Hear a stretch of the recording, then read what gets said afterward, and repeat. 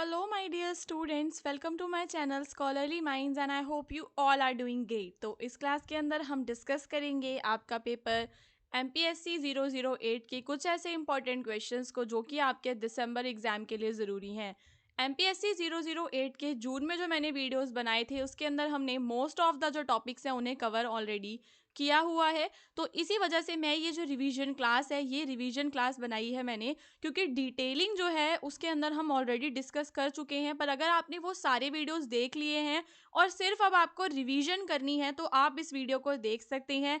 साथ ही साथ अगर आप ये वीडियो लास्ट मोमेंट पर देख रहे हैं फिर भी आप ये वीडियो देखकर जो है आराम से सारे के सारे जो इंपॉर्टेंट टॉपिक्स हैं उनको समझने में सक्षम हो जाएंगे। सो नाउ स्टूडेंट्स, यहाँ पर जो MPSC 008 है इसका नाम है स्टेट पॉलिटिक्स, यानी कि जो हमारे वेरियस स्टेट्स हैं उनके अंदर जो राजनीति है, दो स्टेट्स के बीच में लड़ाई, सेंटर और स्टेट के बीच में तनाव, इन सारी चीज़ों के बारे में हम इसमें पढ़ते हैं। बाकी जो पॉलिटिक्स है वो पूरी इसमें रहती है। तो अभी हम यहाँ पे सबसे पहला जो क्वेश्चन डिस्कस करने वाले हैं, यहाँ पर आपको 1970 से जो पॉलिटिक्स में जो चेंजेस आ रहे हैं, ठीक है, उसके बारे में आपको बताना है। तो एग्जाम के अंदर आपसे क्वेश्चन सिंस 1960s पूछा जा सकता है, सिंस 1980s पूछा जा सकता है। इसी प्रकार का क्वेश्चन अलग अलग तरह से आपसे पूछा जाएगा। तो उसका आंसर कैसे करना है, कौन कौन से पॉइंट्स को आपको इंक्लूड करना है, वो सारी चीज़ें मैं यहाँ पर आपको बताने वाली हूँ। तो सबसे पहले आपको इस पैटर्न के बारे में थोड़ा सा ब्रीफली इंट्रोडक्शन देना है। सो आप बताएंगे दैट सिंस द 1970s जो हम क्या देखते हैं, इंडिया के अंदर काफ़ी सारे ट्रांसफॉर्मेशंस हुए हैं, ठीक है, जैसे कि पॉलिटिकल ट्रांसफॉर्मेशन, सोशल, इकोनॉमिक, हर तरह से ट्रांसफॉर्मेशन हुआ और अलग अलग जो पॉलिटिकल पार्टीज़ हैं वो उभर कर सामने आई, जिन्होंने, जो हम देख रहे हैं कि जो सेंटर है और जो स्टेट है उसके बीच का जो रिलेशनशिप है, उसका जो रिश्ता है, वो धीरे धीरे से इवॉल्व होता हमें नज़र आता है। तो सबसे पहले आप बात करेंगे 70s और 80s की। तो मैं यहाँ पर आपको एक महत्वपूर्ण बात ये बता देती हूँ कि 1950s से लेकर 1970s तक हम क्या देखा करते थे कि जो कांग्रेस प्रणाली है उसका प्रभुत्व था। लेकिन उसके बाद हमने क्या देखा कि 1970 के बाद से कई सारी जो रीजनल पार्टीज हैं वो भी सामने आने लग गई थी। ये जो रीजनल पार्टीज हैं, इनकी डिमांड क्या हुआ करती थी, देखो, जिस भी स्टेट से ये आती थी उस स्टेट के लिए रीजनल ऑटोनॉमी की मांग करती थी, कुछ इकोनॉमिक बेनिफिट्स की मांग करती थी और अपनी लोकल जो आइडेंटिटी थी उसको जो है प्रोटेक्ट करने की ये मांग किया करते थे। इसमें आपका DMK आ जाता है, TDP आ जाता है, SAD आ जाता है, ये सारी आपकी पार्टीज हैं जो कि इस टाइम पर उभरी थी, ठीक है। तो यहाँ पर सबसे इंपॉर्टेंट आपको समझ में आया कि 1970s के बाद हम क्या देखते हैं कि जो क्षेत्रीय राजनीति है उसका महत्व बहुत ज़्यादा बढ़ गया था और जो कांग्रेस पार्टी है वो अपना प्रभुत्व जो है वो धीरे धीरे खोती जा रही थी।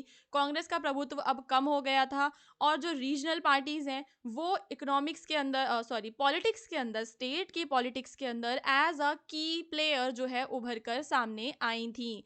तो इन पार्टियों ने क्षेत्रीय भावनाओं को सफलतापूर्वक संगठित किया और राज्य राजनीति में मुख्य खिलाड़ी के रूप में ये उभरी। अब यहाँ पर जैसा कि मैंने आप सभी को बताया कि जब ये जो आपकी कांग्रेस का जो है डिक्लाइन हो जाएगा, क्योंकि जैसे ही जो क्षेत्रीय पार्टीज हैं वो उभर कर सामने आएंगी तो उसके बाद हम क्या देखेंगे कि कांग्रेस का डिक्लाइन हो जाएगा। कांग्रेस के जो पहले के अच्छे लीडर्स थे, जिसमें आपके जवाहरलाल नेहरू हैं, उनके जाने के बाद जो आपके दूसरे लीडर्स आए वो इतनी पकड़ बनाकर नहीं रख पाए थे। हालांकि इंदिरा गांधी जी जो हैं उनका शासनकाल हम महत्वपूर्ण मानते हैं, लेकिन जब उन्होंने इमरजेंसी लगा दी तो उसके बाद जो है उनकी भी आलोचना होने लगी थी। तो हम क्या देखते हैं कि 1970s और 80s का जो टाइम पीरियड है उस टाइम पर हमने जो कांग्रेस है उसका डिक्लाइन हमने देखा और जो उसके लीडर्स हैं उनका जो एक कैरिज्मा होता है लीडर का वो कम हुआ और विपक्षी जो पार्टीज हैं उन्होंने जो है चुनाव के अंदर अपनी पकड़ बनाई। और हमने ये भी देखा इस टाइम पीरियड पर कि जो गठबंधन की राजनीति है वो भी उभर कर सामने आ रही थी, ठीक है। गठबंधन की राजनीति जब बनती है तो उन्होंने फिर गठबंधन बना बनाकर कांग्रेस को एक प्रकार से चैलेंज किया था, ठीक है। तो ये हो गया आपका कांग्रेस का डिक्लाइन। हाँ, गठबंधन वही जो मैंने अभी आपको बताया। तो 80s और 90s का जो समय है वो एक गठबंधन की राजनीति का समय है इंडिया के अंदर। गठबंधन की राजनीति जब होती है जब किसी एक सिंगल पार्टी जो है उसको बहुमत नहीं मिलती, मेजॉरिटी नहीं मिलती, तो दो तीन पार्टीज जो मिलकर, रीजनल पार्टीज और नेशनल पार्टीज मिलकर कोalitions बना लेते हैं। तो इस प्रकार से उन्होंने कांग्रेस को पूरा का पूरा डिक्लाइन करने के प्रयास किए थे कोएलिशन पॉलिटिक्स के द्वारा, और नई नई जो पॉलिटिकल फोर्सेस हैं उनका भी इमर्जेंस हुआ था। तो हम 90s और 2000 में क्या देखते हैं कि न्यू न्यू पॉलिटिकल फोर्सेस का अलग अलग स्टेट्स में इमर्जेंस हुआ, पर्टिकुलरली जहां पर जो पॉलिटिकल स्ट्रक्चर है वो वीक है। पार्टी जैसे कि आपका जो बीजेपी है, उन्होंने यहाँ पर आइडियोलॉजिकल जो है अपील्स लोगों से शुरू की, ठीक है, धर्म के नाम पर राजनीति थोड़ा बहुत जो है बीजेपी ने उस टाइम पर शुरू किया था, और जिसकी वजह से उसने जो है अपना प्रभुत्व उत्तर प्रदेश, मध्य प्रदेश, राजस्थान और गुजरात में स्थापित किया। और वहीं वेस्ट बंगाल में हम देखते हैं कि कम्युनिस्ट पार्टी जो कि मार्क्सिस्ट अप्रोच अपनाने थे, वो एक डोमिनेंट फोर्स के रूप में उभर कर सामने आई। अब ये जो पार्टीज थी, इनकी मांग क्या रहती थी, तो ये रीजनल ऑटोनॉमी की मांग करते थे। तो हम देखते हैं कि आइडेंटिटी पॉलिटिक्स बहुत ज्यादा होने लग गई, कास्ट को लेकर, एथनिसिटी, लैंग्वेज, इन सारी ये सारे जो मुद्दे हैं ये पॉलिटिक्स में इंपॉर्टेंट हुए। बिहार, उत्तर प्रदेश में कास्ट बेस्ड पॉलिटिक्स बढ़ी, राष्ट्रीय जनता दल, बहुजन समाज पार्टी का निर्माण हुआ। वहीं तमिलनाडु में जो तमिल आइडेंटिटी का प्रोटेक्शन है, इसको लेकर बात होने लगी, तो वहां पर डीएमके, ये सारी जो पार्टीज हैं, इन्होंने स्टेट गवर्नेंस में एक इंपॉर्टेंट रोल प्ले किया।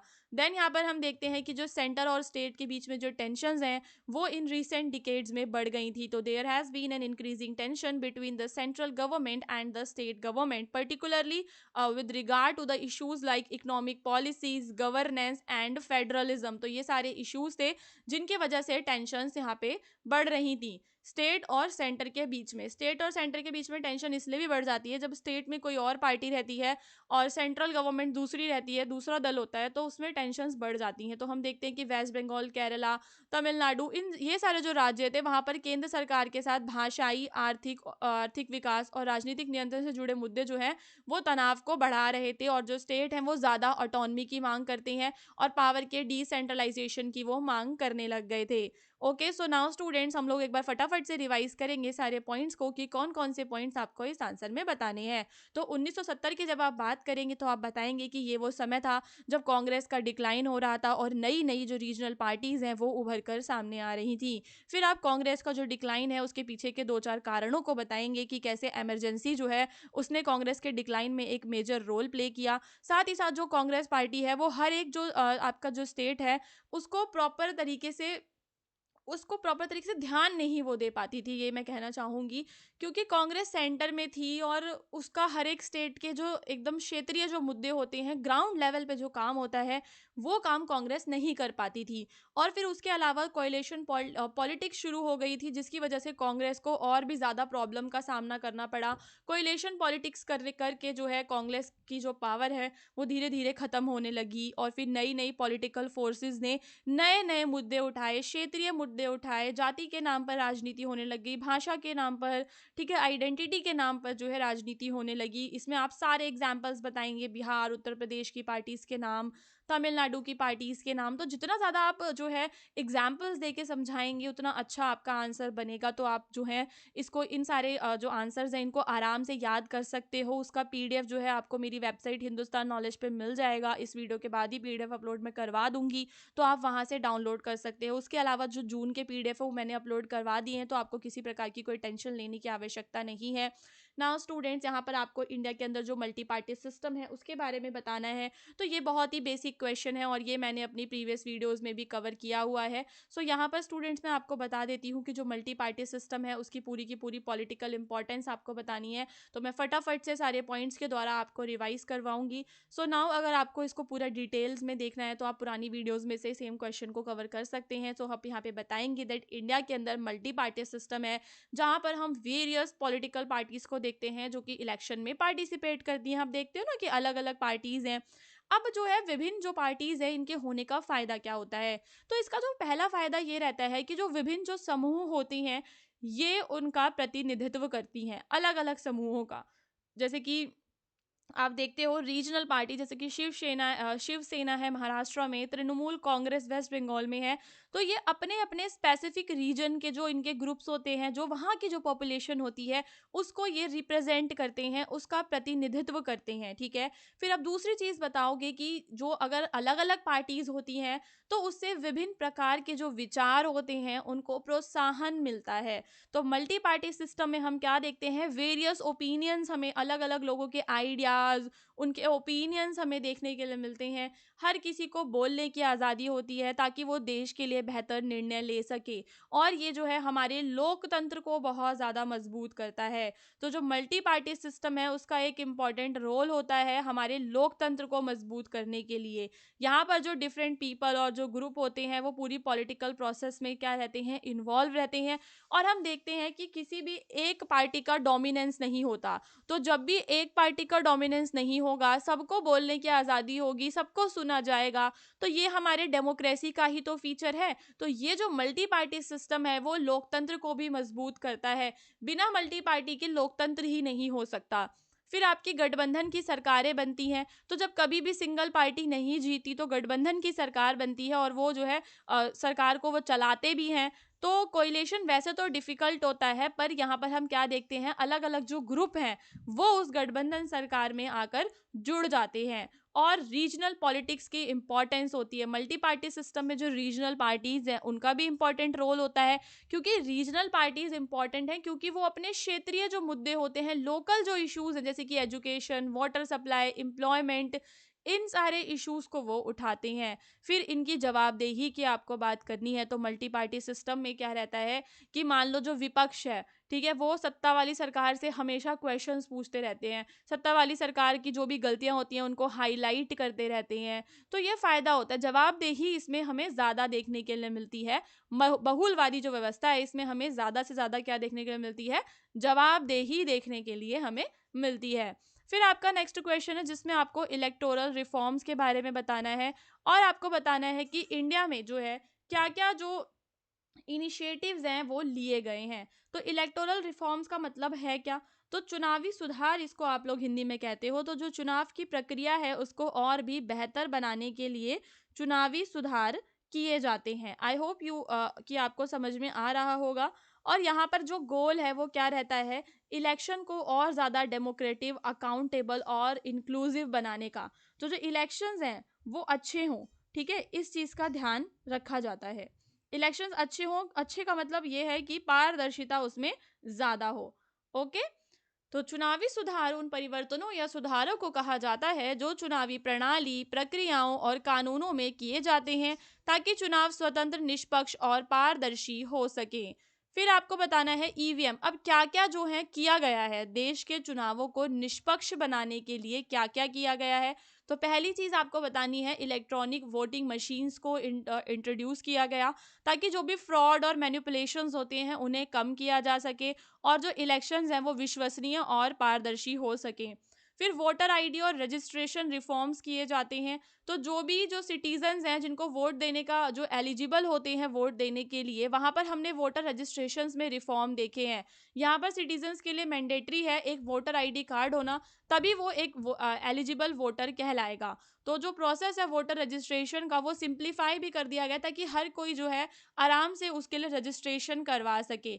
और फाइनेंस रिफॉर्म्स के लिए कैंपेन चलाए जाते हैं। तो another important reform in the area of election funding, there have been efforts to increase transparency in the political party funding, reducing the influence of black money and illegal donation. तो यहाँ पर बात होती है कि जो पार्टी है उसको फंड्स आखिर मिल कहाँ से रहे हैं, उन सारी चीज़ों में ट्रांसपेरेंसी की बात यहाँ पर की गई है। ट्रांसपेरेंसी को बढ़ाया गया है ताकि ब्लैक मनी, जो इलीगल डोनेशंस होते हैं, उन सबको कम किया जा सके, और जो चुनाव अभियान में जो खर्च होता है उसकी भी सीमा जो है निर्धारित की जाती है। फिर इलेक्टोरल रोल, जो रिफॉर्म्स हैं, चुनाव सूची में सुधार किए गए हैं क्योंकि अपडेट किया गया उसको। जब आपको पता होगा कि जब इंडिया में शुरुआत में जो वोटिंग वाला बना था ना, तो जो फीमेल्स होती थी उनके नाम ही नहीं लिखे रहा करते थे। उसमें ऐसे लिखा रहता था, जैसे मान लो कोई किसी की वाइफ है तो डैश की वाइफ, ऐसे ऐसे करके लिखा रहता था। तो उसमें पूरे लिस्ट में पहले ऐसे नाम ही नहीं लिखे रहते थे और बहुत ज़्यादा इरेगुलर चीज़ें हमें देखने के लिए मिलती थी। लेकिन रिफॉर्म्स करके चुनाव की जो सूची है उसमें सुधार भी किए गए, और चुनाव जो है समांतर कराए जाते हैं। ये भी एक इम्पॉर्टेंट है इसका, कि लोकसभा और राज्य विधानसभा में समांतर चुनावों के आयोजन का विचार एक सुधारात्मक उपायों के रूप में चर्चा में रहा। इससे समय और संसाधन की भी बचत होती है, चुनावी चक्र इससे कम होता है, और जो बार बार जो चुनाव होते हैं उसकी वजह से जो एक पॉलिटिकल इंस्टेबिलिटी आती है वो भी कम हो जाती है। तो ये वाला भी आपका पॉइंट इंपॉर्टेंट है। देन चुनाव कानून में सुधार, इसमें आप बताएंगे तो ऐसे कानून बनाए गए हैं ताकि जो भी हेट स्पीच देते हैं लोग, ठीक है, इलेक्शंस में फॉल्स जो झूठे प्रोमिस करते हैं, उन सब चीज़ों को रोका जा सके। तो इस प्रकार के चुनाव कानून सुधार भी किए गए हैं और इलेक्शन कमीशन का जो रोल है वो भी बढ़ गया है। तो भारत का चुनाव आयोग सुधारों को लागू करने और उनका पालन सुनिश्चित करने में महत्वपूर्ण भूमिका निभाता है। यह स्वतंत्र और निष्पक्ष चुनाव सुनिश्चित करते हैं। मतदाता शिक्षा कार्यक्रमों का संचालन भी ये करते हैं। सो नाउ स्टूडेंट्स, एक बार हम लोग फटाफट से रिवाइज करेंगे सारे पॉइंट्स को, क्योंकि अभी हम लोग रिवीजन कर रहे हैं तो आपको पॉइंट्स पॉइंट्स जो हैं अपने दिमाग में बिठा लेने हैं। तो चुनावी सुधार, सबसे पहले आप बताएंगे कि चुनावी सुधार आखिर होता क्या है और इनका एम क्या रहता है।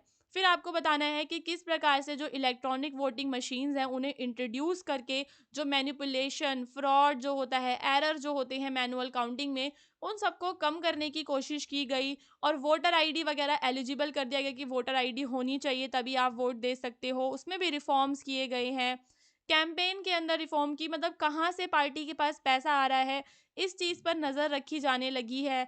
चुनाव की जो सूची है उसमें सुधार हुआ है और यहाँ पर जो है समांतर चुनाव भी करवाए जाते हैं। लोकसभा के और स्टेट असेंबलीज के एक साथ चुनाव करवाए जाते हैं ताकि जो है चुनाव में जो फालतू का जो खर्चा होता था उसे कम किया जा सके और जो पॉलिटिकल इंस्टेबिलिटी आ जाती थी उसको भी कम किया जा सके। और चुनाव कानून में सुधार होते हैं ताकि जो भी जो लीडर्स हैं वो हेट स्पीच ना दें, ठीक है, फॉल्स प्रोमिसेस ना करें, लोगों को किसी प्रकार का कोई दबाव ना रहे। और इलेक्शन कमीशन ने भी जो अपना रोल है उसको इम्प्रूव किया। जो इलेक्शन कमीशन है उसने ट्रांसपेरेंसी जो है इलेक्शंस में उसको बढ़ाने के प्रयास किए। Voter verifiable paper audit trials, ये एक टेक्नोलॉजी है जिसको उन्होंने अडॉप्ट किया ताकि ज़्यादा ट्रांसपेरेंसी आए। तो ये जो एम्स हैं, केवल और केवल इनका मेन मोटिव क्या है कि जो इलेक्शन है वो फेयर हो, ट्रांसपेरेंट हो और ज़्यादा से ज़्यादा इंक्लूसिव हो, करप्शन कम हो, ज़्यादा से ज़्यादा जो वोटर हैं वो इलेक्शन में पार्टिसिपेट करें। नाउ स्टूडेंट्स, आपका ये वाला जो क्वेश्चन है इस पर एग्जाम में शॉर्ट नोट लिखने के लिए आ सकता है। विकास स्वतंत्रता के रूप में आपको बताना है। तो डेवलपमेंट एज अ फ्रीडम किसके द्वारा दिया गया है? ये अमर्त्य सेन जो एक रियोन्ड इकोनॉमिस्ट हैं उनके द्वारा ये दिया गया है। तो अर्थशास्त्री अमर्त्य सेन के द्वारा यह आइडिया, अवधारणा दी गई है। तो ये कहता है कि जो ट्रू डेवलपमेंट है वो केवल इकोनॉमिक ग्रोथ नहीं है कि आपने बहुत पैसा कमा लिया, आपके पास वेल्थ आ गई तो आपका इकोनॉमिक ग्रोथ की वजह से आप डेवलप कहलाने लग जाओगे, बल्कि ऐसा नहीं है। यहाँ पर हमें ये भी देखना होता है कि जो हमारे देश के नागरिक हैं उनके पास फ्रीडम हो, उनके पास अपॉर्चुनिटीज़ हो। तो अमर्त्य सेन कहते हैं कि जो डेवलपमेंट है उसका फोकस होना चाहिए लोगों की कैपेबिलिटीज़ को एनहांस करने में, कि जो लोग हैं उनके पास चॉइस हो, वो किसी भी चीज़ का उन पे दबाव ना हो, अपने वेलबींग उनका अच्छा हो, हेल्थ अच्छी हो। तो यहाँ पर अमर्त्य सेन कहते हैं कि जो डेवलपमेंट है उसके अंदर लोगों का एक्सेस होना चाहिए एजुकेशन में, हेल्थ में, पॉलिटिकल फ्रीडम लोगों को होनी चाहिए और जो लोग हैं वो पॉवर्टी और इनजस्टिस से फ्री लाइफ जिए। तो उनके लिए जो फ्रीडम है वो क्या है? Freedom is both the means and end of the development. The more freedom people have the better their development outcomes will be. तो ये वाली लाइन यहाँ पर आपके लिए इंपॉर्टेंट है। वो कहते हैं कि जितनी ज़्यादा लोगों के पास फ्रीडम होगी उतनी ज़्यादा वो डेवलपमेंट अपनी कर पाएंगे। तो ट्रू डेवलपमेंट जब होता है जब when people are empowered and can make choices that positively affect their life. तो यहाँ पर क्या है कि जो ट्रू डेवलपमेंट है वो कब आता है? जब लोग क्या होते हैं? एम्पावर्ड होते हैं। एम्पावर्ड होते हैं तो ये चीज़ उनकी लाइफ को जो है पॉजिटिवली इफेक्ट करती है। आई होप कि आपको ये सारा अच्छे से समझ में आया होगा। बाकी ये जो इसके पीडीएफ्स हैं वो आपको हमारी वेबसाइट पर मिल ही जाएंगे। वेबसाइट को आपको गूगल पे सर्च करना है, हिंदुस्तान नॉलेज, ठीक है। जो फर्स्ट लिंक आएगा वो ही हमारी वेबसाइट है। वहाँ से जाकर आप लोग MPSC 008 के सारे पीडीएफ को डाउनलोड कर सकते हैं और रिवीजन को कर सकते हैं। उसके अलावा आप लोग चाहें तो हमारे व्हाट्सएप चैनल को ज्वाइन कर सकते हैं ताकि जो भी न्यू वीडियोस आएंगे उनके लिंक्स और पीडीएफ के बारे में जो अपडेट है वो सब हम व्हाट्सएप पे आप लोगों को बता देते हैं। सो नाउ स्टूडेंट्स, अब हम मिलेंगे अपने नेक्स्ट रिवीजन क्लास में जिसके अंदर हम MPSC 008 के बाकी के और क्वेश्चंस को कवर करने वाले हैं।